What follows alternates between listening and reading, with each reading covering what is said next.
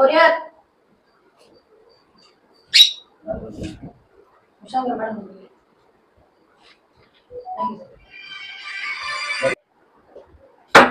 Courier மறுபடியும் முதல்ல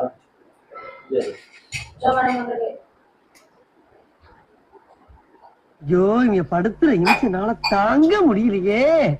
தலை வலிக்குதுடா, தலை வலிக்குதே.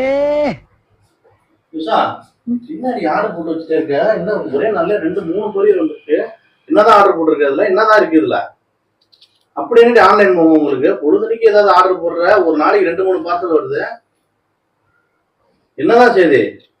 ஐயோ கொரியர்காரங்க எவ்வளவு சீக்கிரம் வந்துட்டாங்களே, என்ன பண்றது, என்ன சொல்லி சமாளிக்கிறது? நாம் யாருக்கு என்ன தீங்கு செய்தோம்? நமக்கு மட்டும் ஏன் இப்படி எல்லாம் நடக்கிறது? என்ன நோய் நோய்னு கேள்வி கேட்டுட்டே இருக்க? அது எதுக்கு இது எதுக்குன்னு எதுக்கு ஆர்டர் போடுவாங்க? தேவையானதானே ஆர்டர் போடுவாங்க. இப்ப பார்த்தாலும் கேள்வியா கேட்டுட்டு இருக்கேன். நான் எங்க அம்மா வீட்டுக்கு போறேன். ஆனா உனா அம்மா வீட்டுக்கு போறேன்றிய. இதுக்கு எதுக்கு ஆர்டர் போட்டா, ஏன் ஆர்டர் போட்டா, ஏன் இவ்வளவு ஆர்டர் போறேன்னு தானே கேட்டேன்.